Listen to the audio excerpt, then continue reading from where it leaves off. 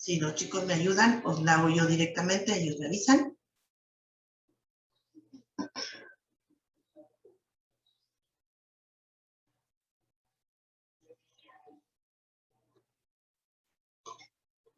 Y la pregunta es, ¿qué es un lente de contacto? ¿Okay? Tenemos 4 opciones. Una lente plástica de diámetro pequeño, un dispositivo óptico, un dispositivo médico, una lente que se coloca sobre la superficie ocular. Y vamos a ver cuáles son las respuestas que más se presentan.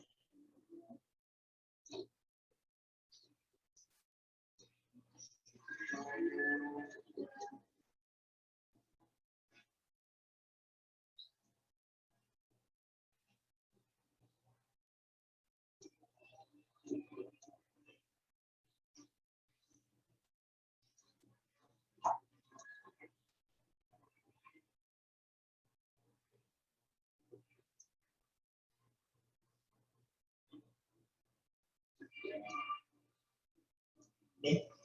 Es interesante todo lo que estamos contestando. Ahorita vamos a hacer una conclusión final de qué es un lente de contacto, pero es interesante saber qué considera cada uno de nosotros o un grupo de personas qué es un lente de contacto. ¿Ok?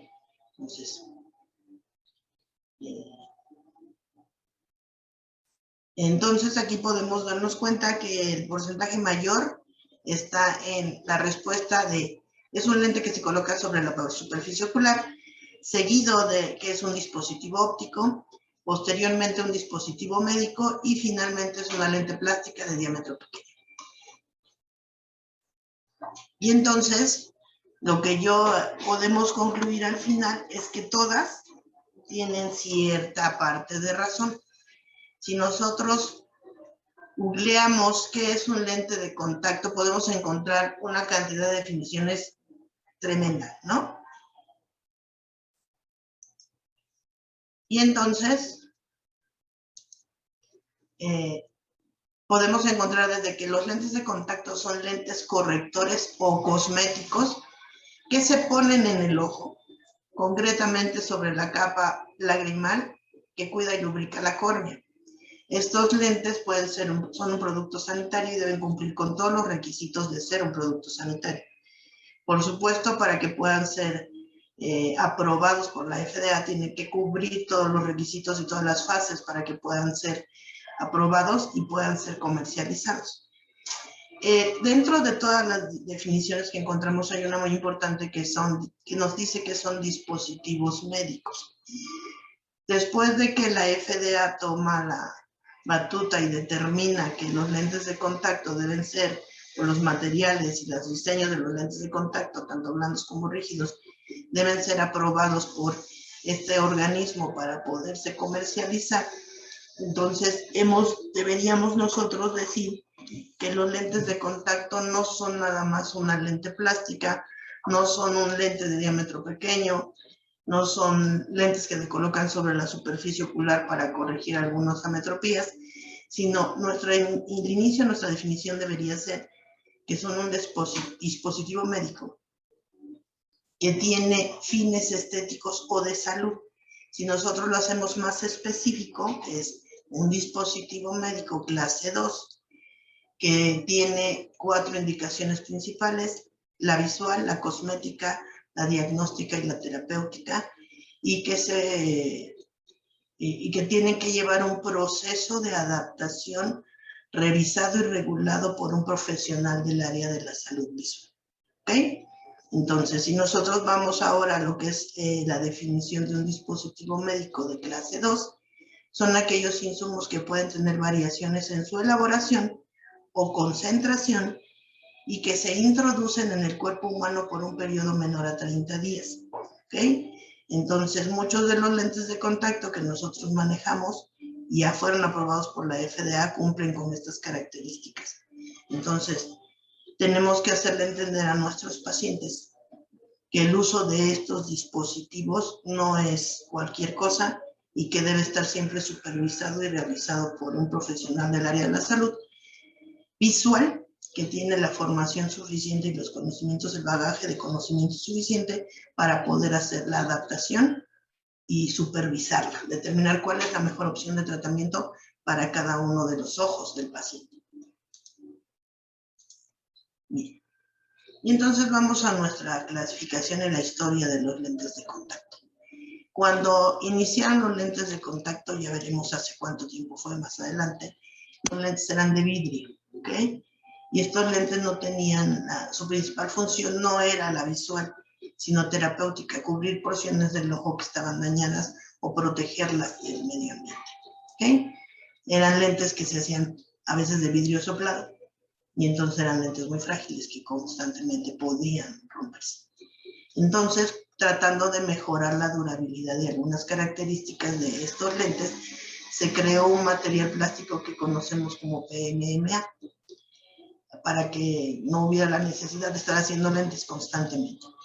El principal inconveniente que tiene el material polimetilmetacrilato es que es impermeable a los gases, y entonces en algún momento causaba edemas importantes.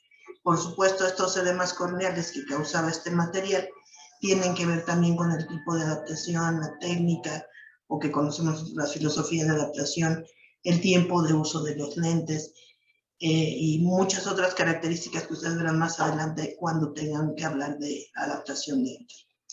Y entonces empezaron a crearse otros materiales, mezclas de PMMA con otros polímeros para que pudiéramos obtener al final de cuentas materiales que fueran permeables a los gases, pero que tuvieran la característica de ser rígidos para poder corregir algunas irregularidades corneales que desafortunadamente no podemos corregir con los materiales blandos. Entonces tenemos dos opciones: la creación de estos materiales que más o menos fue a la par, y la creación de materiales blandos con diferentes características. Los materiales blandos, la intención de que era que pasara más oxígeno a través de ellos, no que fueran como el PMMA, que es completamente impermeable al oxígeno y a los demás gases que están en el medio ambiente. Y entonces se crearon los hidrogeles convencionales. Para que hubiera mayor paso de oxígeno en los hidrogeles convencionales, nosotros necesitábamos que fuera un lente muy delgado para que por el espesor pasara más oxígeno, y que además tuviera una alta cantidad de agua para que también fluyera a través del agua el oxígeno.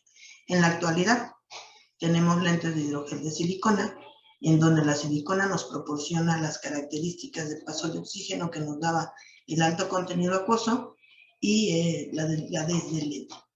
Estos lentes eran muy buenos, pero eran muy delgados, entonces el proceso de manipulación era complicado. Eran lentes, por lo tanto, muy frágiles y se rompían con mucha frecuencia. Eso a veces es un verdadero inconveniente para el uso de lentes de contacto y para los usuarios de lentes de contacto.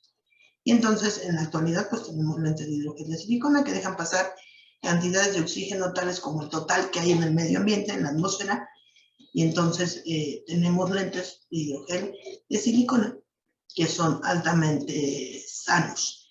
Recordemos que la salud del usuario de lentes de contacto no depende exclusivamente de que nosotros adaptemos el mejor lente que esté disponible para él. Una parte muy importante de que se preserve la salud visual es que logremos obtener un paciente que esté completamente convencido de que la opción de tratamiento que le estamos dando es la mejor, que se comprometa a vigilar también su salud visual, cumplir con todas las indicaciones que nosotros le estamos dando, y así podemos tener sus lentes de contacto sin necesario toda su vida. ¿Okay? Si me escuchan y ven bien la presentación, porque me está diciendo que tengo conexión inestable. Corrobórenme por favor. Maestra, si se corta un poquito el sonido nada más. Sonido. Déjeme entonces, tengo mi video para que no haya problema. Y si, a ver si estamos mejor. ¿Escucha un poquito mejor? Se escucha más nítido, maestra, gracias. Ok, entonces sigamos. Bien, vamos a platicar un poquito sobre la historia de lentes de contacto. Nosotros sabemos que Existen lentes de contacto desde hace mucho tiempo que quizás al principio no se habían determinado así como lentes de contacto, y eso hace muchísimos años, y empezó con el señor Leonardo da Vinci. Él fue el primero que hizo un prototipo que podría nombrarse que era un lente de contacto, que era una semiesfera de vidrio rellena de agüita. Entonces él abrió los ojos dentro de esa pecera, digamos, y vio cómo se modificaba la refracción de la luz y cómo modificaba la observación de los objetos que estaban observándose a través de ella. Después, otro pensador importante de hace mucho tiempo también, que es el señor Descartes, pensó en hacer como un telescopio y colocarlo directamente sobre el globo ocular para evaluar la acomodación. Luego tenemos al señor Philippe de la Haye, que colocó el primer lente corneal o ligeramente esclerocorneal sobre la superficie ocular. Ya les decía yo que estos no tenían la intención de revisar o mejorar la agudeza visual, solamente eran utilizados como lentes terapéuticos. Y entonces ese desarrollo pasó con el señor Philippe de la Haye, con Thomas Young, que también hizo un prototipo parecido al de Descartes para vigilar la acomodación, medir cuánto acomodaban los pacientes. Y por último tenemos al primer persona que ya habló de lentes de contacto, que fue Sir John Herschel. Y apenas vamos en 1845. Entonces, seguimos hablando de historia de lentes de contacto. Acá ya tenemos otro lente escleral. Recuerden que estamos hablando de lentes de vidrio. Todavía no teníamos lentes plásticos. Y entonces, para 1888, el señor Kalt ya empezaba a trabajar con lentes de contacto para córneas ectásicas. Y empezaron a crear un lente que tenía el centro de vidrio y la periferia plástica. O empezaron a hacer una periferia diferente como la que manejamos ahora con nuestra curva periférica posterior, para que empezara también a modificarse el intercambio lagrimal. Para el siguiente año ya empezaron a ver, empezó a aparecer el señor August Müller y creó un lente que se nombró Hornhaut-Linsen, que si nosotros lo traducimos al español es lente de contacto, y empezó a identificar con el uso de este lente signos y síntomas de edema corneal. Y él trabajaba rellenaba el espacio que ahora conocemos nosotros en el caso de los lentes esclerales como lente líquida o clearance o lente fluida con una solución que tenía glucosa. Y para 1892 el señor Solzer y el señor Henry Dor empezaron ya a utilizar la solución salina para rellenar el espacio de lente de contacto, que seguía siendo de vidrio y que entonces ya tenía como los primeros, podíamos vislumbrarlo como nuestros lentes esclerales que manejamos ahora, ¿okay? Que tenían que estar rellenos de una solución para que pudieran funcionar de manera clara. Posterior a esto, aparecieron, como habíamos visto en nuestro esquema hace ratito, los lentes de polimetilmetacrilato. Estos lentes, fíjense, esto fue en 1800, regresamos tantito. En 1892, a finales de 1800, apareció este lente donde ya teníamos que colocar solución para que pudiera funcionar de manera correcta. Y hasta 1930, la compañía Rom y Haas produjo una resina de acrilato que servía más bien para las ventanas de los aviones y que fue el precursor del polimetilmetacrilato. Este material se llamaba plexiglas. Nosotros no se utilizaba para lentes de contacto, pero fue el inicio de un polímero que pudiera utilizarse para generar lentes de contacto. Para 1934, la Imperial Chemical Industries ya desarrolló el PMMA como tal, el polimetilmetacrilato, y le puso el nombre de Perspex. Y en latín este término significa transparente. Y esta compañía fue la que empezó a producir el material, los botones, para que pudieran generarse entonces por sistema de torneado los lentes de contacto que conocemos ahora como lentes de PMMA. conforme fue pasando el tiempo, empezaron a desarrollar lentes que ya no eran tan grandes, que no eran esclerales ni semiesclerales, sino que hicieron más pequeñitas, y entonces tenemos ahora lentes corneales. Estos tres personajes que están aquí empezaron a desarrollar cajas de pruebas, a utilizar lentes de diámetros más pequeños, como bien lo dijeron ustedes en el cuestionario, en la preguntita, para empezar a tratar no solamente problemas para uso terapéutico, sino ya pensaban también en modificar la refracción del ojo, ¿ok? Y entonces tenemos al señor O'Brien, que utilizó una pestaña plástica en el lente, y él fue el primero que empezó a ver que existía una lente lagrimal post-lente y empezó a estudiarla con fluoresceína y luz cobalto, como hacemos ahora nuestros patrones de fluoresceína o fluorogramas, y entonces empezó a ver que podía fabricar un lente totalmente plástico que podía ayudar a cambiar el poder refractivo del ojo. En ese mismo año, el señor Smullen desarrolló un lente ya completamente plástico que tenía casquetes moldeados, que no utilizaba el torno para poder generarlo, sino que tenía el material separado, el acrílico y el catalizador. Entonces generaba un molde de la córnea y después lo pasaba a yeso, y sobre ese yeso generaba ya el lente que al hacer reacción entre el acrilato y el catalizador, que es más o menos lo que hacemos con las uñas postizas, ¿no? Tenemos el acrilato en polvo y tenemos un catalizador, entonces más o menos es lo que él hacía, pero necesitaba además pulirlo para que tuviera transparencia y pudiera utilizarse para los fines que él identifica. Ya el señorista Giorify identificó el plexiglas como un material sustituto para la fabricación de lentes esclerales totalmente plásticos. Sin embargo, como sabemos, este material, el PMMA, es impermeable al oxígeno. Si estamos hablando de un lente escleral, en donde además tengo que poner solución y no hay paso de oxígeno, entonces había grandes problemas de edema. Por eso fue que se dejó de usar el PMMA y los lentes esclerales, hasta ahora que ya tenemos lentes esclerales de material RGP. Ahora sí ya tenemos la posibilidad de darle tratamiento a algunos padecimientos específicos con este tipo de lentes.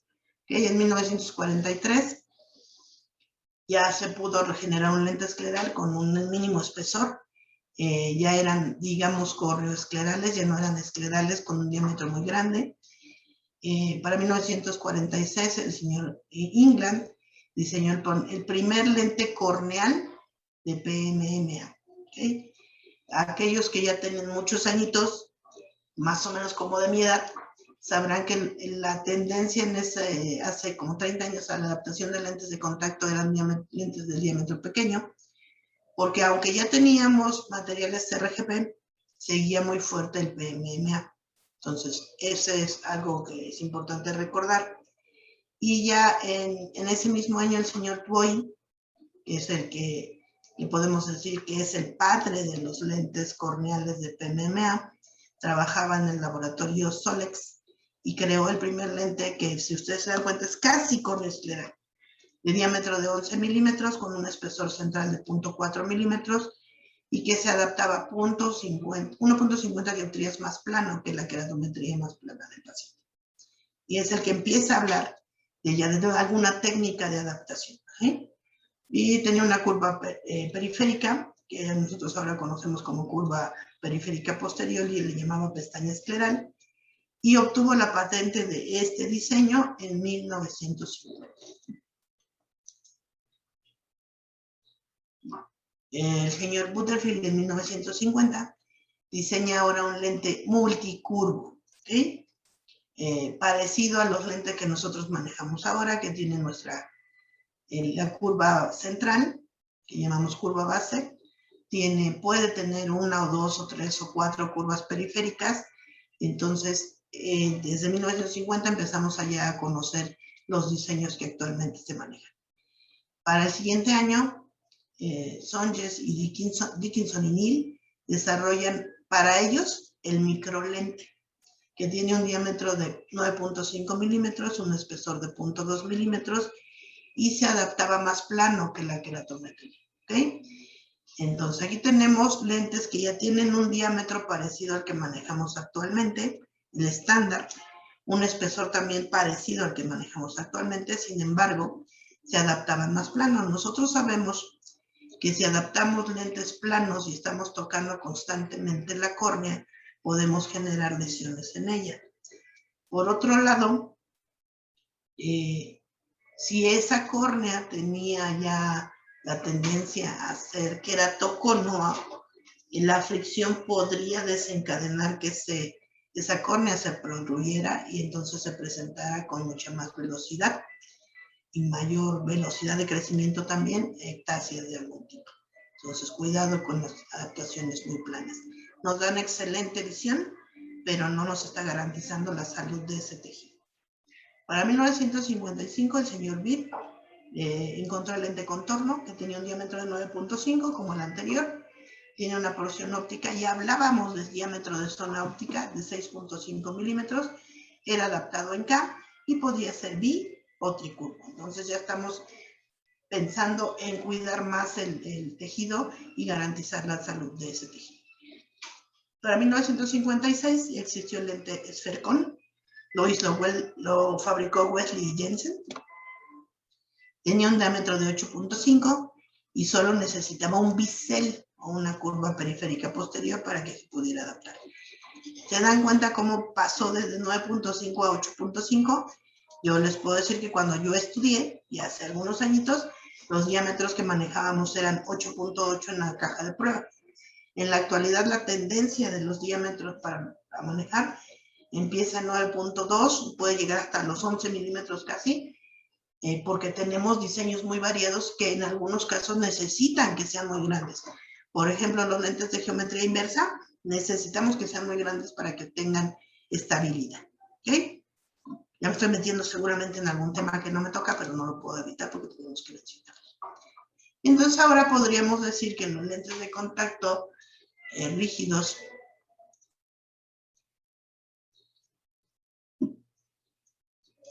perdón, me salió aquí un mensajito. Los lentes de contacto rígidos permeables a los gases son dispositivos médicos hechos de un plástico firme y duradero que transmite oxígeno. Esta sí dejémosla bien clarita aquí, que transmite oxígeno. Principalmente hechos de acrilato de fluorosilicona, que se introdujo al mercado en 1987, aunque desde antes ya se trabajaban algunos otros materiales que brindan una visión superior porque pueden darle una mejor refracción de la luz, sobre todo en aquellos casos de córneas irregulares. ¿Okay?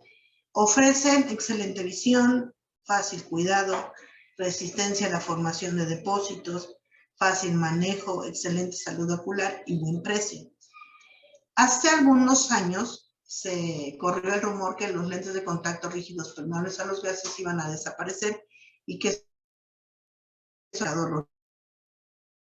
yo casi me infarto cuando dijeron eso, porque en México tenemos muchos casos en donde un lente de contacto blando no nos va a proporcionar o no va a resolver la demanda visual que tienen los pacientes con córneas irregulares. O sea, afortunadamente esto no fue cierto, fue un rumor. Gracias, porque fue un rumor y entonces podemos seguir dándole tratamiento a nuestros pacientes con córneas irregulares a través de estos dispositivos médicos. ¿Ok? Entonces, ahora sí hablemos de la historia de los lentes de contacto gas permeables. Para 1937 se fabricó la primera concha escleral de acetato butírico de celulosa. Fue el primer lente rígido gas permeable, pero no tenía una muy buena calidad óptica, porque recuerden que siempre empezamos probando y conforme vamos mejorando el proceso de fabricación, los métodos de pulido, y vamos probando diferentes cosas que podemos hacer en cada uno de los artefactos o dispositivos que vayamos generando, vamos mejorándole, siempre buscando el perfeccionamiento. Entonces, para 1970, fíjense cuántos años después, se desarrolló el acetato butírico de celulosa para fabricar lentes de contacto rígidos gas permeable en Estados Unidos. Para 1972, el señor Norman Gaylord y Leonard Snyder crearon el primer lente de acrilato de silicona y solicitan su aprobación a la FDA. Para 1974, el señor Norman Stahl, Leon Rich y Edward Ivany describen un nuevo material de lentes rígidos permeables al gas, que era acetato butírico de celulosa, RX56, que se producía con un índice de reflexión más alto, que era resistente a las temperaturas elevadas y que tenía mayor permeabilidad que el PMMA, por supuesto, porque ya estamos hablando de un material que tenía esa característica principal. El inconveniente que tenía este acetato butírico de celulosa RX56 es que no tenía estabilidad dimensional. Entonces imagínense que se modificaban las características que nosotros habíamos solicitado y entonces ya no cumplía con la función para la cual fue adaptado. Para 1977, los mismos investigadores que estaban anteriormente, Norman Gaylord y Leonard Steiner, patentan el Polycon, que es una mezcla de polimetilmetacrilato más silicón, y lo fabrican dentro de la compañía Polymer Optics y lo venden después a Syntex Ophthalmics. ¿Sí?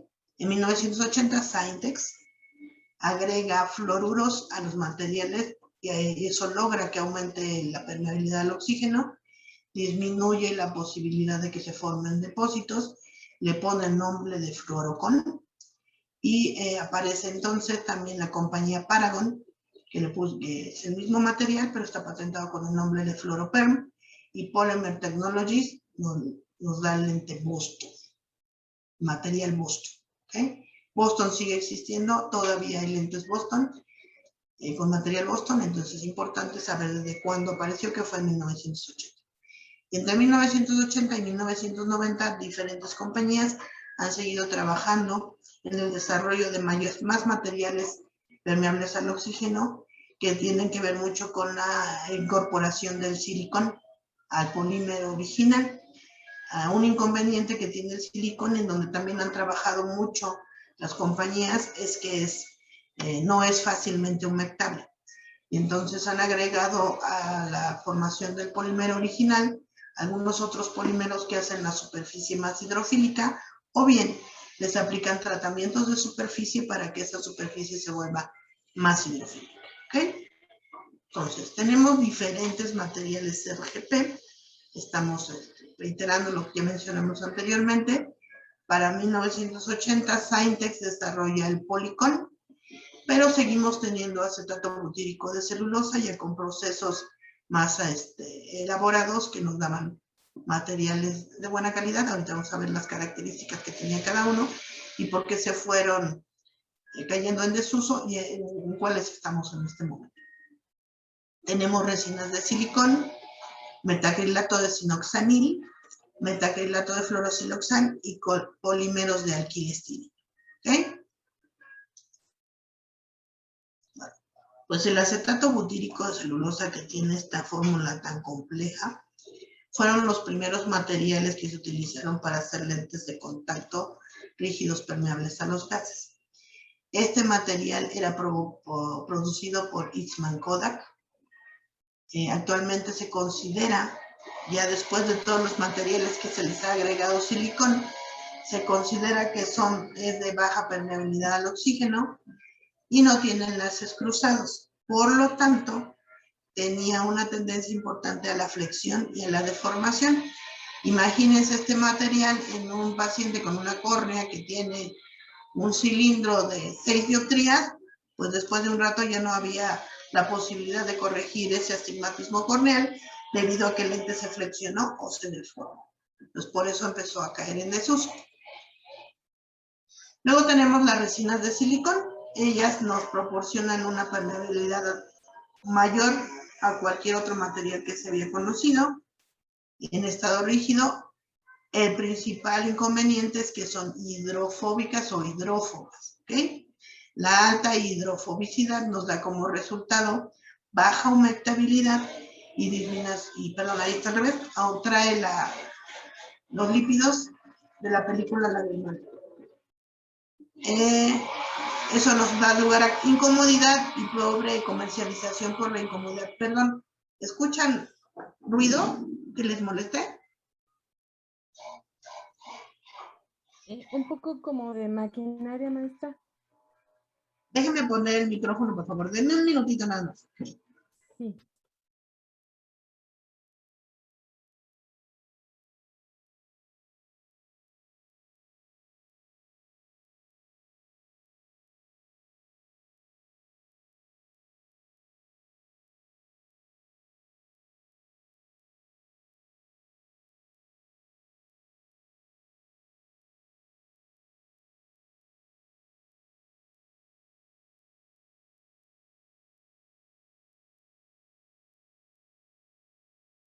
Ya volví. ¿Sí me escuchan bien? Sí, maestra. Ok. Perdón, pero se les ocurrió ponerse a cortar el pasto en este segundo. Bien. Entonces les decía yo, aumenta la atracción de los lípidos de la película lagrimal y las proteínas. Esto provoca incomodidad y entonces estamos incumpliendo con uno de los principios de adaptación exitosa. Y entonces eso provocó una pobre comercialización de estos materiales. Conforme ha pasado el tiempo y se ha mejorado la tecnología, se han agregado polímeros nuevos o se han agregado tratamientos de superficie y entonces los lentes han funcionado mejor y ahora tenemos lentes que tienen un importante contenido de silicones. Luego tenemos el metacrilato de siloxanil. Eh, tiene un uso exitoso mayor que el silicón porque ya es una mezcla entre el silicón y los acrilatos. Tiene buena dureza, claridad óptica y estabilidad dimensional. Es el que le proporciona la silicona, o sea que es una importante cantidad de paso de oxígeno y requieren la adición de monómeros hidrofílicos para mejorar la humectabilidad que ya les había yo mencionado previamente. Bien, tenemos ahora el metacrilato de fluoroxiloxan, que es un polímero de los más utilizados en la producción de lentes de contacto rígidos permeables en la actualidad. Tiene una excelente permeabilidad al oxígeno, mejora la característica de la superficie de la falta de humectabilidad porque tiene agregados monómeros fluorinados y fluorocarbonados que ayudan a que esas fuerzas que interactúan para la humectabilidad sean las más adecuadas y entonces puedan utilizarse de manera exitosa. Y tenemos también polímeros de alquileestireno, como este es un acrílico plástico, tiene un decamedio, porque tiene una baja densidad, tiene una buena rigidez, perdón, y es un material utilizado principalmente para lentes especiales, ¿sí? De diseño especial. Después platicaremos un poquito de ellos. Bueno, luego tenemos las lentes flexibles que son de fluoropolímeros que incorporaron moléculas de fluoruro para aumentar la permeabilidad al oxígeno. Algunos de estos fueron los precursores de los hidrogeles de silicona, ¿sí? No se ha encontrado que tengan efectos secundarios, como la disminución de la humectabilidad y que se presentaba en los acrilatos de silicón. Y también tenemos lentes elastoméricos o que tienen goma de silicón, son polímeros de alto peso molecular que tienen cadenas cruzadas, que tienen columnas de silicón repetidas y unidades de oxígeno que nos dan lugar a los grupos siloxan. Son materiales elásticos y están justamente intermedios entre los típicos RGP que ya habíamos mencionado y los hidrogeles de silicón. Entonces, pero en algunas compañías generadoras de los polímeros los tienen como precursores, agregan unos monómeros o polímeros diferentes para que se conviertan en hidrogeles y agregan otros para que sea un material RGP.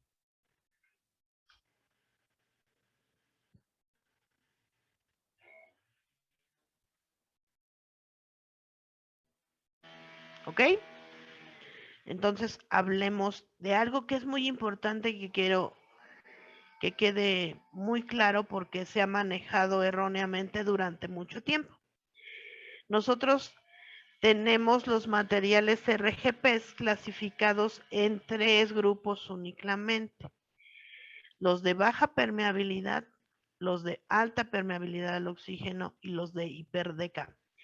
Yo que hemos manejado que hay baja permeabilidad, media permeabilidad, alta e hiperdeca. Pero de acuerdo a las compañías y a la clasificación de la FDA, solamente tenemos 3.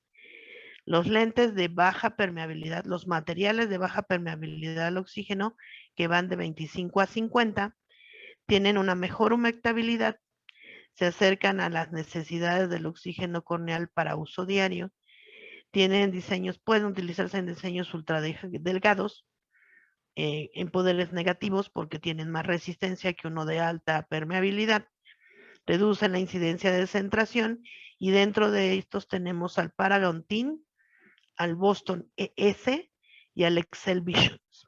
¿Ok? Quizás no conozcamos los nombres como tal siempre porque cada una de nuestras compañías compra diferentes pastillas y botones para poder generar los lentes. Pero sí sería interesante preguntarles cuáles de estos materiales son los que manejan. ¿Ok? Luego tenemos entonces los materiales de alto DK. ¿Sí? Y el alto DK va de 51 a 100. Están indicados para pacientes hipermétropes porque tenemos el centro más grueso y entonces requerimos que haya mayor paso de oxígeno. También están sugeridos para uso prolongado porque los requerimientos de oxígeno corneal pueden generarse con prismas de balastre, o sea que podemos utilizarlos para diseños tóricos y sugerida principalmente para aquellos que son espesores centrales elevados y dentro de estos tenemos el Boston O y algunos otros que ahorita vamos a tener un listado donde están apareciendo todos. Y por último tenemos los de hiperdeca que tienen un paso de oxígeno mayor a 100. Entonces, los beneficios de estos lentes son para uso prolongado, para pacientes hipermétropes, recordemos el espesor, para lentes esclerales. Algunos investigadores sostienen que funcionarían excelentes si fueran para uso diario, con reemplazos programados y cuidando muy bien los factores de estabilidad y humectabilidad. A mayor cantidad de silicona, a mayor paso de oxígeno, mayor silicona. Y a mayor silicona, mayores problemas de humectabilidad. Hay que cuidar muy bien que tengamos una buena humectabilidad para evitar que haya incomodidad y desuso de los lentes. De hecho, es uno de los factores principales para caer en desuso de lentes RGP, que haya una muy mala humectabilidad. Y dentro de estos materiales encontramos al Boston XO y al Menicon Z. ¿Ok? Bueno, y en esta lista que tenemos aquí tenemos los de bajo DK, los de alto DK y los de hiper DK, con cada uno de sus nombres genéricos, digamos, y qué laboratorio lo maneja. Algo importante que nosotros deberíamos conocer es que su nombre científico, todos los nombres científicos de los materiales RGP terminan en focón, ¿sí? Y entonces, vean, tenemos diferentes diseños aquí. Aquí tenemos un lente corneal, casi esclerocorneal, que no se le ve solamente una CPP, pero aquí tenemos un lente de geometría inversa y aquí tenemos un lente escleral. Entonces, entre más sofisticado sea el diseño, quizá los requerimientos de oxígeno sean mayores por cómo se está acumulando la lágrima y para evitar que estemos causando un daño en el tejido corneal. ¿Okay? Pero por supuesto que el encargado de determinar cuál es el mejor lente para cada paciente, pues es el que lo está revisando, el que tiene todas las características de ese paciente, el que sabe cuántas horas necesita usarlo, quién sabe qué características oculares tiene en cuanto a medidas y en cuanto a salud. quién sabe para qué necesita usar el lente el paciente, si solamente es una condición visual, si tiene que agregarle alguna otra cosa porque las condiciones de vida del paciente así lo requieren.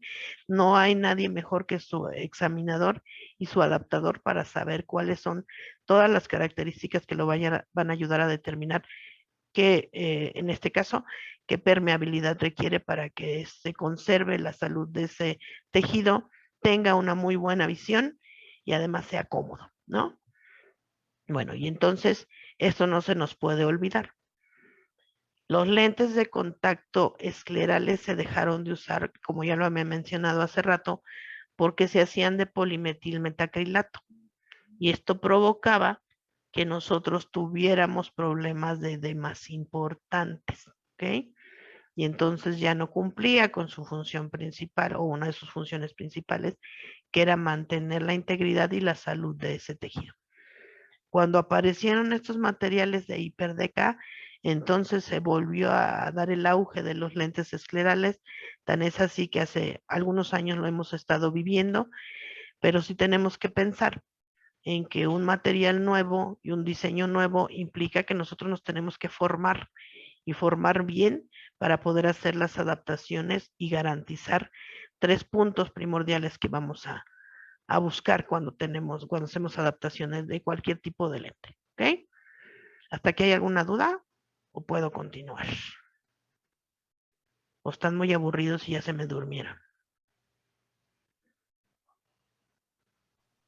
Si existe alguna duda, la pueden colocar en el chat. Con mucho gusto, la maestra nos puede apoyar. Claro que sí. Te digo que yo creo que ya se durmieron, Blanquita. No, maestra, la verdad es que es algo básico, pero también es muy importante este tema que está tratando con nosotros. Bueno, entonces parece que no hay dudas. Entonces seguimos y ahorita platicamos de algunas otras cositas. También tendríamos que hablar en el caso de los lentes, lentes rígidos, no solamente los RGP, aunque los de PMMA ya muy pocas personas los manejan, en el diseño. Y en el diseño vamos a hablar ahorita de lentes asféricos y lentes tóricos, ¿sí? Existe la posibilidad de que nosotros podamos generar cualquiera de estos diseños en un lente RGP. Y entonces vamos a hablar de los lentes esféricos. Los lentes esféricos tienen la curva central anterior y la curva base esféricas. Entonces, el valor final de la suma de los poderes en cada una de las caras nos va a dar un poder esférico. Y entonces, pues podemos utilizarlos para corregir ametropías esféricas o bien corregir ametropías esferocilíndricas a través de la lente lagrimal. ¿Ok? Es importante que nosotros entendamos que la cara posterior del lente que está en contacto con la película lagrimal y con nuestra córnea va a generar un espacio que se va a llenar de lágrima. Ese espacio que se llena de lágrima, que conocemos como lente fluida o lente lagrimal, es el que realmente corrige el cilindro o el astigmatismo corneal que está presentando el paciente. Y el poder esférico del lente es el que nos vaya a ayudar a corregir esa porción que nos falta. ¿Ok? Entonces, y si además hablamos de estos lentes en el caso de córneas que son irregulares, pues entonces nos ayuda muchísimo a obtener una buena agudeza visual, no solamente hablando de alto contraste, sino también de sensibilidad al contraste, que a veces no la revisamos y a veces es de lo que más se queja nuestro paciente, ¿no? Es parte importante que debemos pensar en revisar cuando hagamos adaptaciones de lentes de contacto. Si pensamos en diseños asféricos, entonces estamos pensando que la curva central posterior disminuye su curvatura del centro a la periferia, ¿ok? Esto va a conseguir que tengamos una mejor relación entre lente de contacto córnea. Está sugerida en adaptación, para adaptarla en córneas irregulares. Sin embargo, si nosotros tenemos un paciente que tiene alta sensibilidad a un lente de contacto rígido, podemos buscar un lente asférico en la periferia y eso va a mejorar la comodidad increíblemente. que es importante que pensemos nosotros en que para una mejor adaptación de lentes esféricos, lo ideal es tener una topografía, ¿no?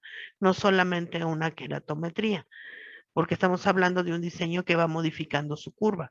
Si tenemos la topografía, la queratometría, solamente estamos hablando de una porción muy pequeña de la córnea. En cambio, si tenemos una topografía y es un pentacam, entonces podríamos tener muchos valores que van a darnos un mejor resultado a la hora de pensar en cómo vamos a calcular el lente. Una característica muy, muy común y muy sobresaliente de los lentes esféricos es la comodidad. La adaptación de lentes esféricos nos va a proporcionar mucha comodidad comparada con un lente bicurvo o tricurvo. Si nosotros le agregamos un componente esférico, seguramente nos va a dar la ventaja de la comodidad y además de la visión, ¿no? Podemos tener, aunque ustedes no lo crean, ya mezclando diseños muy complicados, podemos tener lentes esféricos y que también son de geometría inversa. Esto ya es palabras mayores, pero sí podríamos llegar a conseguir un laboratorio que nos pudiera generar estas dos características en un lente. Y generalmente el valor en cuanto a poder siempre es esférico, ¿ok? Entonces, veamos qué más tenemos con respecto ahora a los lentes tóricos.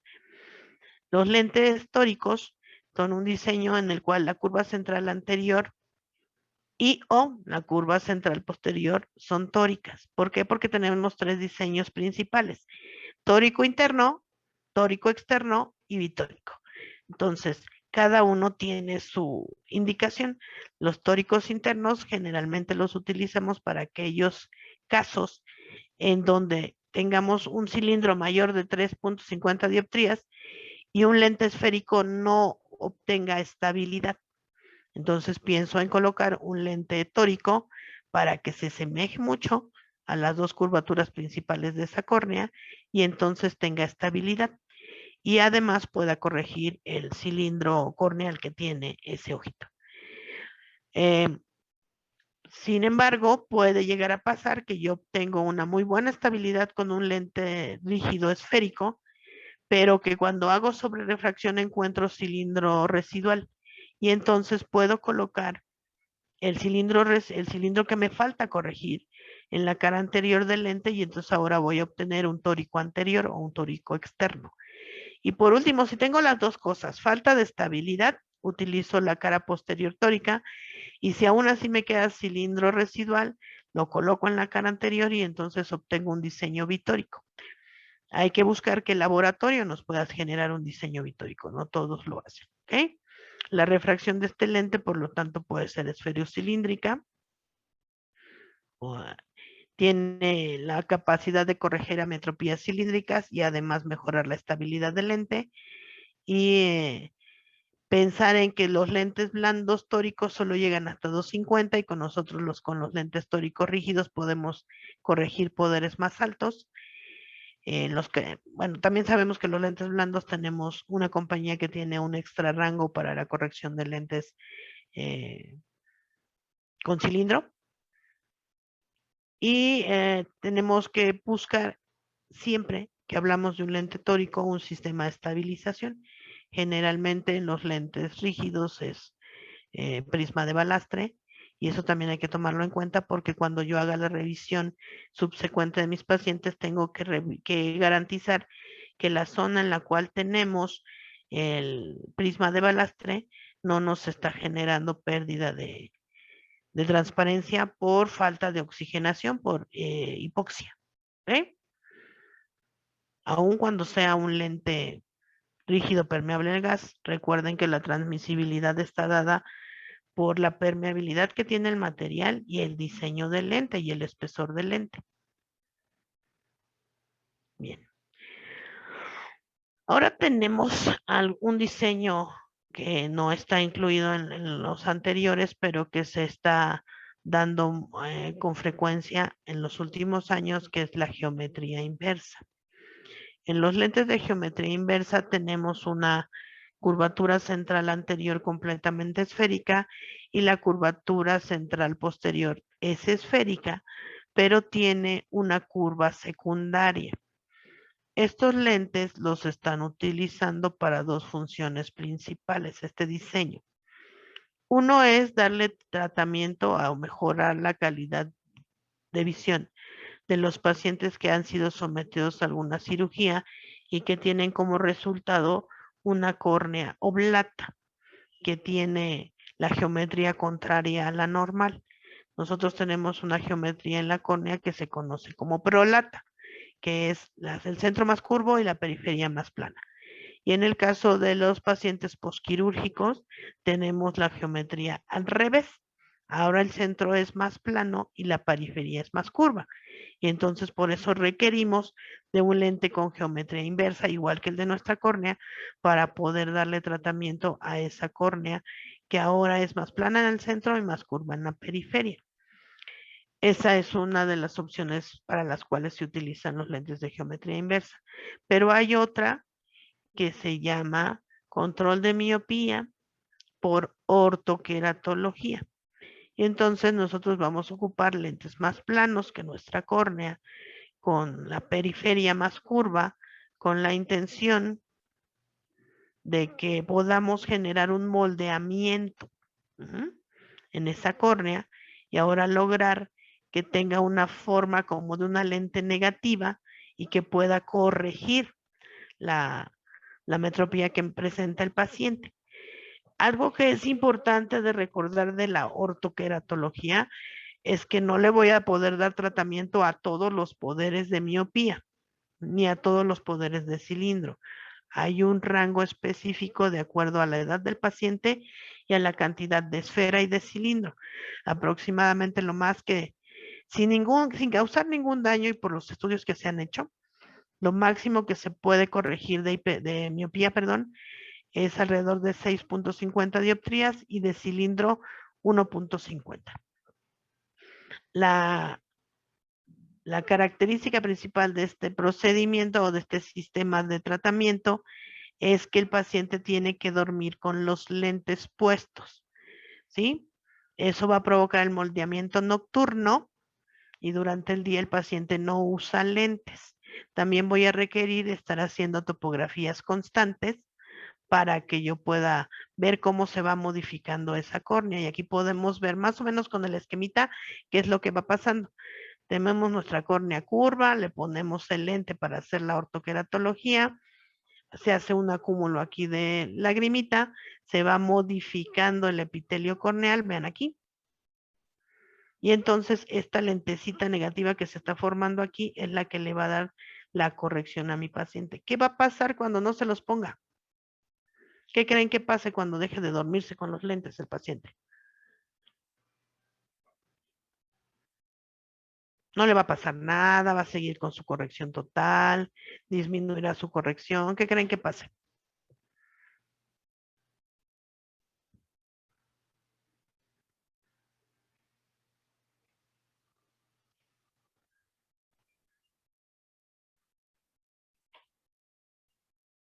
Ok, exacto.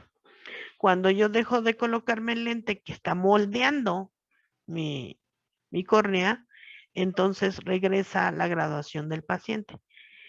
Algunas personas lo manejan como un inconveniente y otras como una ventaja, que el tratamiento sea temporal, que solo se presente mientras el paciente está usando su lente por las noches, ¿ok? Todos los sistemas que tienen que ver con diseños de lentes especiales, tenemos que estar monitoreando a nuestro paciente constantemente. No es un sistema económico, porque tengo que estar haciendo topografías constantemente, pero es una opción más de tratamiento para los pacientes que ya no quieren usar lentes de armazón o de contacto durante el día. Y bueno, si en algún momento quiere regresar a sus lentes de armazón, pues deja de ponerse lente por la noche, regresa a su ametropía, le hacemos una muy buena refracción y determinamos cuál sería su nueva corrección. ¿Ok? Sin embargo, yo creo que es importante que recordemos que para que este paciente pueda dormir con el lente, quiere decir que entonces este lente tiene una alta transmisibilidad al oxígeno. Y eso va a depender de que esté hecho de un material con una alta permeabilidad al oxígeno también, ¿ok? Entonces, no puede ser un lente, se maneja que se utilizan lentes de hiperdeca, como está el ojito cerrado, no hay la posibilidad de que se vaya deformando por el parpadeo y entonces nos dé buenos resultados a la hora de moldear la córnea, porque la que va a moldear la córnea es justamente la cara posterior. ¿Hasta aquí hay alguna duda? Creo Sí, que maestra, no. tenemos un par de dudas por ahí en el chat. Claro, Entonces, pasamos a responder algunas. sí, claro. Nos preguntaban por aquí, ahí ya no lo encuentro. Aquí. En caso de que un paciente no logre soportar un lente de contacto rígido o gas permeable, ¿sería recomendable adaptar un lente de contacto escleral o qué otra opción podríamos adaptar? Pues tenemos varias opciones. Pudiera ser, todas las opciones que vamos a manejar tienen que ver y tienen que cuidar mucho la oxigenación. Podemos adaptar un lente híbrido. Los lentes híbridos tienen el centro RGP y la periferia blanda. La periferia blanda es la que proporciona la comodidad. Podemos adaptar un sistema piggyback, que es un lente blando y encima un lente rígido, eh, que también tiene que ver con la cantidad de oxígeno que vamos a tener disponible. Y afortunadamente, si queremos utilizar un sistema piggyback tradicional, los lentes blandos que tenemos en el mercado ya son de hidrogel de silicona. Tenemos, por ejemplo, Night and Day, que deja pasar el total del oxígeno que está disponible en el medio ambiente. Y también tenemos materiales RGP con hiperdeca y entonces el edema pues podría reducirse al máximo, aunque para algunas personas es impráctico, ¿no? Porque estoy usando dos lentes, necesito dos soluciones diferentes para limpiarlos, pero en algunos casos es una mejor opción para aquellos pacientes que a lo mejor no cuentan con el poder adquisitivo para comprar un lente híbrido o un lente escleral, ¿ok? Um, puede ser, con respecto al piggyback, tenemos el piggyback tradicional y tenemos el piggyback modificado, en donde te vamos a utilizar un lente blando que tiene un nicho, un espacio específico donde va a quedar localizado el lente rígido y también estamos evitando al máximo los problemas de oxigenación. Vuelvo a lo que les había yo comentado. Nadie mejor que el examinador y el adaptador para determinar cuál es la mejor opción para ese paciente. Quizás nosotros estemos muy preocupados y que yo creo que nos llega a pasar a muchos por el bolsillo del paciente y el paciente no tiene ningún inconveniente en conseguir el dinero para obtener su mejor opción de tratamiento. Entonces creo que es importante una muy buena o es crucial la comunicación con el paciente para que podamos determinar al final cuál es la mejor opción de tratamiento para él. ¿Ok? ¿Sí contesté? Sí contesté lo que quería. Quedó claro. Ok, por favor. Otra de las preguntas que teníamos por aquí es de Sergio Tapia. Nos pregunta si la geometría inversa es semejante a la ortokeratología. La geometría inversa es el diseño del lente rígido permeable al gas que vas a utilizar para practicar la ortoqueratología. Ok, entonces esperemos que haya quedado más claro. Sí, que nos digan, por favor. Claro que sí. También nos preguntan por aquí si hay molestias en la noche al utilizar un lente de contacto de ortokeratología. No se supone, regresemos un poquito a la anatomía, la molestia o la sensación del lente de contacto es por justo el movimiento que se presenta cada vez que parpadeamos y el choque del párpado con el lente de contacto. Si nosotros estamos dormidos, se supone no debería haber ninguna molestia. Si el lente de contacto está diseñado para que sea más plano, de acuerdo a las características oculares, no tiene por qué haber ninguna molestia. Si se consideró el DECA apropiado para ese paciente por sus características anatómicas, no tiene por qué haber molestia. ¿Ok? Puede haber molestia si el paciente sin querer rompió el lente y entonces le está cortando. Pero si no hay ninguna cosa extraña que haya pasado, alguna eventualidad, no tendría por qué haber molestia. Ok, maestra, muchas gracias. De nada. Y igual tenemos por aquí otras dos preguntitas. Nos pregunta primero, ¿qué diámetros recomienda para la geometría inversa? Ujú. Y como contactólogo, ¿qué tiempo de descanso recomienda a sus pacientes usuarios de lente de contacto?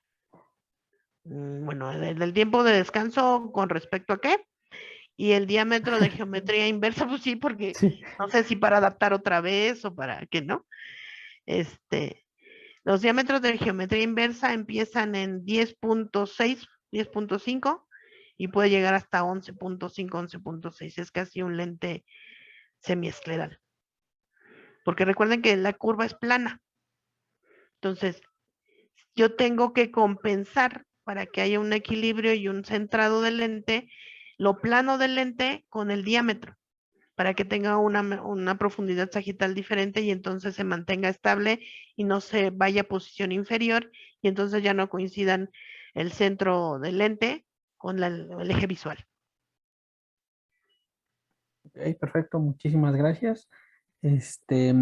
Otras dos preguntas que tenemos por aquí. Nos Sí, también. preguntan sobre el costo aproximado que puede tener un lente de contacto híbrido para un paciente. Depende con quién lo compren, Claro. pero es muy semejante al costo de una adaptación de un lente escleral. Recuerden que nosotros no vendemos lentes de contacto. Los que venden los lentes de contacto son los distribuidores. Nosotros vendemos adaptaciones. Y las adaptaciones tienen que ver con todo el proceso previo a poner el lente, a que se lo entreguemos y a las visitas subsecuentes. Pues yo en promedio he escuchado que la adaptación de un lente escleral va desde 15,000 pesos hasta 20 y tantos mil pesos. Pero eso incluye todo el proceso, no solamente el lente. Si hablamos en el caso de nosotros y pensamos en, no sé, Lumilent, es el que trae lentes híbridos y genera lentes esclerales en México, creo que está alrededor de 3,000 pesos cada lente. Ok. Le pueden preguntar a José en la última sesión. En la última, sí. Ok. Tenemos aquí otras dos preguntas que van un poquito ligadas. Ok. La primera es, en un piggyback, ¿qué poder Ujú. se le pone al lente de contacto blando y qué poder se le pone al lente de contacto rígido? Y la segunda, que está un poquito igual ligada, dice, en el piggyback hay colegas Ujú. que adaptan un lente de contacto blando con un lente de contacto blando neutro o +3 o +6. ¿Usted qué recomienda? Es que depende del caso. Claro. Si, bueno, primero, si es piggyback modificado, el lente que tiene nicho, el blando que tiene nicho, ese es neutro. No tienen de otro poder, no hay otro poder. Y en el caso del piggyback tradicional, el poder que sugiere la literatura es positivo, porque lo que nosotros queremos crear, además de una superficie o más bien un espacio que sirva como tablilla para para el rígido y que no tenga tanta sensación del paciente, si lo dejamos muy delgado, toma la forma de la córnea. Si lo que yo estoy tratando es un queratocono o una ectasia o una irregularidad corneal, va a seguir teniendo esas características. Piensen en un paciente posquirúrgico que le hicieron LASIK o epilásico, cualquiera de las cirugías refractivas que nos genera córneas oblatas. Si yo le pongo un lente que tiene poder neutro, me va a quedar como un espacio vacío entre el lente y la córnea, o un espacio que fácilmente se puede llenar de aire. Si yo le pongo un lente positivo, creo una superficie un poquito más regular porque está más gruesa, y con el lente de contacto positivo colocado sobre la córnea de mi paciente, tomo queratometrías nuevamente o topografía y con base en esos datos hago la adaptación del lente de contacto rígido. ¿Cuánto tiene de poder? Lo que necesite mi paciente para neutralizar el lente que ya le puse, el positivo que ya le puse del blando y su ametropía. Perfecto. Y la última que tenemos es, ¿a partir de qué edad se recomienda la ortokeratología? No hay una edad específica marcada en la literatura. Yo sé de colegas que lo hacen en niños y que yo no estoy muy de acuerdo porque el niño sigue creciendo y se va modificando todo. y en personas adultas jóvenes, como entre los, ¿qué les gusta? Cuando deja de crecer el paciente, entre los 25 y 30 y tantos años, ¿no? Antes de que tengamos presbicia.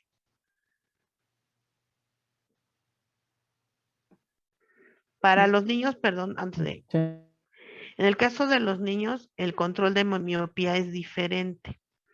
En los niños hay una técnica que se hace con lentes multifocales para controlar la hipermetropía periférica y entonces que tenga el poder de la graduación para visión cercana en la periferia y entonces con eso da buenos resultados. La intención de que tenga ese poder positivo en la periferia justamente es que enfoquen los rayos de luz, la luz en retina, en todos los meridianos, en todo todo el globo ocular y evitar la elongación y que se aumente la miopía en el caso de los niños. Y yo por eso les decía que a mí me parece que en los niños no es una muy buena opción la ortoqueratología porque estamos afectando el desarrollo normal de un niño. Muchas gracias, profesor. Y pues yo creo que seguimos ahorita con la presentación. Todavía hay algunas dudas por ahí, pero esas yo creo que Claro. las retomamos al final, ¿vale? Bueno, por Ok. supuesto. Bien, sigamos. Entonces, los lentes de contacto rígidos permeables a los gases, el método de fabricación que se utiliza es el torneado. Es a través de un buril. Esta imagen que está ahí muy tenue es las técnicas que se utilizaban anteriormente, los aparatos que se utilizaban anteriormente. Ahorita tenemos tornos manejados por computadora, que son los que generan los diseños especializados. ¿Qué necesitamos para poder hacer un lente por sistema de torneado? Que los materiales sean cristalizados. Se requiere un buril con punta de diamante para generar las curvaturas tanto anterior y posterior. Pueden generarse a través de este proceso lentes esféricos tóricos de geometría inversa, lentes corneales y lentes esclerales. Es la primera técnica de fabricación que se utilizó ya con la intención de que estos lentes sean dispositivos médicos que mejoren la visión de nuestro paciente a través de modificar la refracción de la luz que entra al ojo. Pueden corregir astigmatismo y pueden generarse lentes CRP y lentes blandos. Los primeros lentes blandos que se generaron, si ustedes se acuerdan, o si no les platico, se hacían a través de un sistema de centrifugado. Se colocaba la gotita del material en un molde que giraba y entonces expandía el material y nos generaba los lentes. Con el tiempo se buscó que esos lentes fueran más estables, que pudieran además generarnos poderes cilíndricos. Y entonces empezaron a hacer lentes torneados. Los lentes torneados eran muy cómodos, los lentes blandos torneados. En la actualidad, pero es un proceso más caro. Y entonces en la actualidad los lentes blandos, la mayoría son por moldeado. Entonces tenemos un polímero que se coloca entre dos moldes y se generan los lentes, se afinan sus orillas y entonces ya tenemos nuestro lente y se pueden hacer muchísimos lentes con los mismos moldes. Entonces, ¿qué es lo más bello de tener un lente torneado? Que yo puedo hacer lo que yo necesite o puedo solicitar al laboratorio lo que yo necesite. El término personalización de los lentes se ha utilizado mucho últimamente con los lentes esclerales.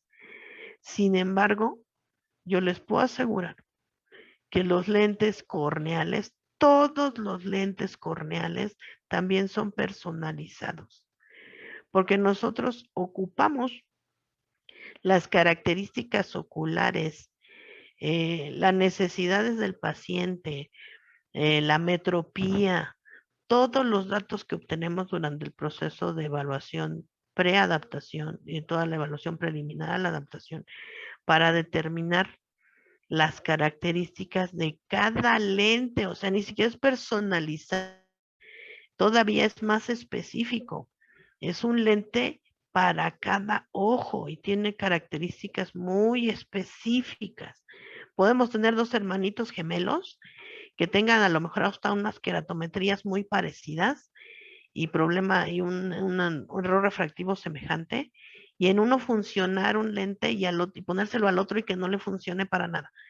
Por eso insisto, vuelvo, repito y seguiré diciendo que no hay nadie mejor que el examinador con todo su conocimiento del que tiene disponible para determinar cuál es el mejor lente para su paciente. ¿De acuerdo? Y bueno, decíamos, se genera el lente y después tiene un proceso determinado en donde se pulen las orillas, se le da algunos tratamientos específicos como generar las curvas periféricas. Esta información proporcionada por la IACLE nos dice hasta cómo se tiene que hacer el movimiento para lograr un terminado adecuado. Hubo un tiempo en el que en las ópticas teníamos tinas de ajuste y en esas tinas de ajuste había un tambor de este tipo y había estos cilindros y estas bombillas que ahora utilizamos para la colocación de los lentes esclerales y de los lentes híbridos, para darles algunos ajustes pequeñitos y que no hubiera la necesidad de enviar el lente de nuevo al laboratorio y que tardara un tiempo para que nosotros lo pudiéramos tener a la mano. Desafortunadamente ya no, en muchos lugares de México no los tenemos. Si pudiera aparecer nuevamente y estamos dedicados a ser contactólogos, pues sería una muy buena opción para que no tuviéramos que estar regresando nuestros lentes al laboratorio y nuestro paciente el día que va por su lente estemos asegurando que se va con él y empieza su periodo de adaptación como tal y tiene que regresar a las visitas subsecuentes. Voy a dejar de compartir esta presentación un momentito y les voy a poner un video que está muy interesante y que tiene que ver justamente con la producción de los lentes de contacto rígidos permeables a los gases. Si tienen algún problema, no lo pueden escuchar o algo, les agradecería que me avisaran, por favor. Aunque no es una propiedad sencilla de definir, la facilidad de fabricación es crítica para el uso exitoso de lentes RGP. Para considerarse como de fácil manufactura, el material debe ser homogéneo, tener propiedades mecánicas consistentes, estar libre de presión y ser dimensionalmente estable, ser durable y resistente a temperaturas cálidas, ser de fácil pulido y tener características de hidratación previsibles. La calidad de la superficie puede ser afectada si el material no es homogéneo, si se calienta fácilmente durante el pulido o si es susceptible a los solventes usados para remover el material que mantiene el lente en su lugar durante el torneado y el pulido. Si el material es internamente inestable, resultará que la presión liberada durante el proceso de fabricación provocará una deformación del lente o irregularidades en su forma.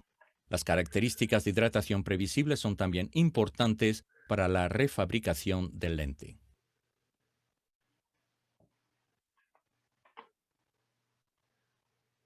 Ok. ¿Tuvimos algún problema para verlo? La repito, ustedes díganme cómo estamos.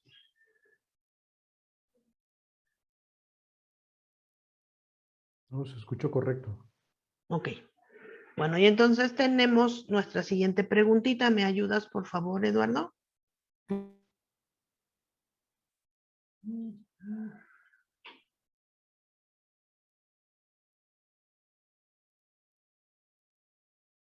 Bien, entonces, de acuerdo con el video que acabamos de ver, ¿el proceso de fabricación puede afectar el comportamiento in situ de un lente RGP?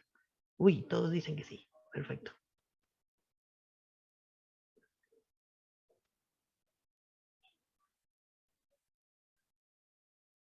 Bueno, acá hay un no. Ahorita vemos qué más resultados tenemos.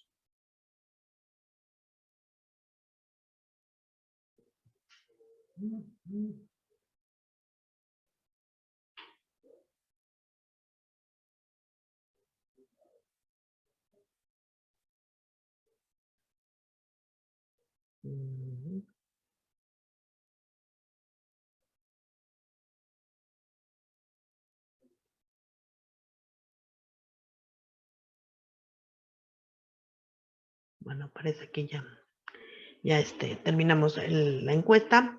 Y entonces tenemos que el 96% dice que sí afecta el comportamiento in situ del lente de contacto y el 40% dice que no. Sí, podemos decir que sí, justamente el proceso de fabricación sí puede modificar el comportamiento de un lente de contacto in situ. Porque, si ustedes escucharon bien, dice que nos menciona ciertas características o ciertas propiedades físicas que deben tener los materiales para que los podamos utilizar como lentes de contacto. Dentro de ellos está, y seguramente han oído ese término, el lente se quemó o el lente está aberrado porque se quemó. Si el material que se está utilizando no tiene una estabilidad térmica, puede ser que entonces tengamos el problema de que el lente se aberre, porque el plástico no se mantiene, el polímero no se mantiene con sus características adecuadas y entonces se puede aberrar. Un lente aberrado nos da dos complicaciones, mala visión y problemas de humectabilidad.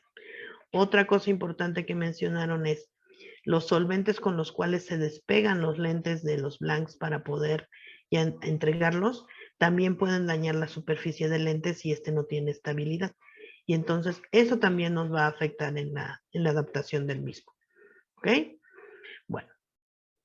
Creo que en general hemos abordado todos los aspectos importantes de los materiales RGP. Entonces voy a pasar ahora a decir qué diferencias tenemos en la adaptación, ¿sí? Nuestros lentes RGP en la actualidad los podemos utilizar con tres tipos de adaptación: corneal, córneo-escleral y escleral. Cada una de ellas estará ocupándose para diferentes casos, ¿sí? Los más comunes en nosotros en México son los corneales. Los corneoesclerales muy pocos compañeros los manejan porque no les agrada mucho la idea de que el lente quede apoyado sobre el limbo. Recordemos que en el limbo tenemos las células madre y entonces si no hacemos una adaptación adecuada de apoyo justo en la zona limbar, podemos estar dañando estas células que son tan importantes para la regeneración epitelial. Recuerden que dependemos de que estén funcionando de manera adecuada para que nuestro epitelio se esté recambiando cada 7 días. Entonces, por eso no es tan fácil que los vean, que se utilicen. Sin embargo, existe la posibilidad. Y los que están ahorita muy, muy utilizados son los lentes esclerales. Yo no estoy peleada con los lentes esclerales, me parece que son una excelente opción de tratamiento, pero no para toda la gente. Otra cosa importante que yo les puedo aconsejar es, si ustedes deciden ser contactólogos que están en contacto directo, valga la redundancia, con hospitales, que van a tener pacientes en donde hay casos de córneas que están muy maltratadas, que tienen irregularidades increíbles donde no sé ni por dónde empezar y que además tienen intolerancia a un lente corneal con todos los diseños que ya probé. Entonces sí tengo como opción un lente escleral. ¿Sí? Si mi paciente no tiene ninguna complicación, es una persona joven, no tiene córnea irregular, tiene toda la posibilidad de quitarse y ponerse los lentes y los puede usar durante todo el día si es necesario, no le pongan un lente escleral, no es necesario. ¿Sí? Pero si yo tengo un paciente que tiene segmentos intraestromales, que tiene una irregularidad corneal importante, porque vean acá están más pegaditos, pero acá deben de estar más separados, que además el roce del lente corneal le provoca mucha incomodidad, aun cuando fuera de geometría inversa y esté librando los segmentos, entonces pensemos en un lente escleral. Pero adaptar un lente escleral no es agarrar el lente de la caja de pruebas, lo pongo y ya funcionó, ¿no? De nuevo, el especialista es el que va a determinar cuáles son los ajustes necesarios para que ese lente funcione. Cada esclera es diferente. Recuerden que aquí la córnea no la vamos a tocar, pero cada esclera es diferente y entonces yo tengo que tener todos los conocimientos, bueno, y cada diseño, porque no nada más tenemos una sola marca de lentes esclerales, es diferente. Yo debo de contar con todos los conocimientos para poder hacer los ajustes. Así como es la adaptación de lentes corneales, la magia, lo genial de los lentes es saber hacer los ajustes para que funcione, esté centrado, se mantenga en posición de equilibrio mínimo 3 segundos. ¿Qué tengo que hacer si no se humecta adecuado? ¿Qué tengo que hacer para que entre más lágrima? Todos esos ajustes que se hacen en un lente escleral, perdón, un lente corneal, sé hacerlos en un lente escleral, entonces voy a tener mucho éxito con ellos. Sin embargo, La curva de aprendizaje en los lentes esclerales, porque no tenemos 50 pacientes diario que le vamos a poner lentes esclerales, tarda más tiempo que la de un lente corneal. Y si lo pensamos desde el punto de vista económico, hacer el cambio de un lente escleral no implica lo mismo que hacer el cambio de un lente corneal. Entonces, si yo tengo pacientes en donde tienen córneas irregulares porque ya han pasado por diferentes procesos y no hay tolerancia a ninguno de estos lentes o diseños previos al escleral, entonces pienso en un lente escleral. Un lente escleral implica revisiones más frecuentes, estudios en donde voy a estar garantizando que esa salud corneal y del tejido que está en contacto con el lente, porque ya no solo es el corneal, sino también la conjuntiva escleral, me ayuden a garantizar que estamos manejando un estado de salud adecuado para que el paciente pueda usar los lentes durante mucho tiempo. ¿Ok? Entonces, si yo decido que voy a ser contactólogo especialista en lentes esclerales, pues estoy asumiendo el compromiso que implica formar académicamente y en habilidades y adquirir las competencias necesarias para hacerlo. ¿Ok? No podemos jugar con la salud de nuestros pacientes.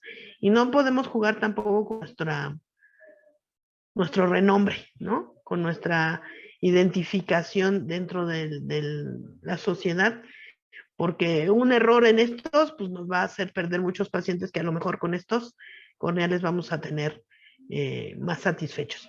Entonces, es decisión de cada uno, pero cada quien tiene que asumir su compromiso con respecto al tipo de adaptador y de especialista que vaya a ser. ¿Ok? Y bueno, yo les decía, para que nosotros tengamos adaptaciones exitosas debemos cubrir con lo siguiente. Tenemos que conocer muy bien las características oculares. ¿Qué indicación va a llevar ese dispositivo médico? ¿Qué modalidad de uso? Si yo consigo tomar todo esto en cuenta, seguramente voy a tener una adaptación exitosa. Y una adaptación exitosa significa salud, visión y comodidad. Este triángulo, esta característica tripartita en una adaptación de lentes de contacto es crucial. Si en algún momento yo tengo muy buena visión, pero no tengo comodidad y no tengo salud, esa adaptación seguramente el paciente la va a dejar. Y fíjense que aunque lo más importante para nosotros es la salud, nosotros como profesionales del área de la salud, en algunos pacientes preponderaba la comodidad. Entonces, aunque viera medio fellito y tuviera el ojo medio rojito, mientras estuviera muy cómodo, él era feliz. En la actualidad, afortunadamente, los pacientes buscan principalmente su salud. Si yo estoy garantizando que el tejido está sano, que el intercambio lagrimal es el adecuado, que el lente no está afectando ninguna de las estructuras adyacentes a la córnea ni la misma córnea, eso va a redundar en que mi córnea va a estar transparente y eso me va a dar una buena visión. Si tampoco estoy afectando las estructuras que están alrededor o esas estructuras no están afectando la humectabilidad del lente y el material que yo escogí es el adecuado para corregir la ametropía de mi paciente y permitir el paso de oxígeno, entonces voy a tener comodidad. Si logro las tres, les aseguro, les firmo con sangre, que van a tener adaptaciones exitosas y van a tener pacientes felices que los van a recomendar con toda su familia, con todos sus amigos y van a decir, mi médico, mi optometrista, mi contactólogo es el mejor del mundo. Se los recomiendo y les garantizo que van a tener muy buen resultado con sus tratamientos. No me queda más que agradecerles tanto a Avisor por la invitación, a ustedes por escucharme. Ya tenemos un buen rato aquí platicando y estoy a su disposición en este correo electrónico si quieren preguntar algo. Y si tienen preguntas en este momento, es el momento para que las podamos resolver. Muchísimas gracias y espero que este ratito que estuvimos juntos les haya sido muy provechoso, hayan podido eliminar algunas preguntas que tenían todavía y que les daban lata, reafirmar conocimientos que ya tenían y si encontraron algo nuevo, mucho mejor. El día que no aprendemos nada nuevo, pues parece que no lo vivimos, ¿no? Entonces, estoy a su disposición para resolver las dudas que tengan.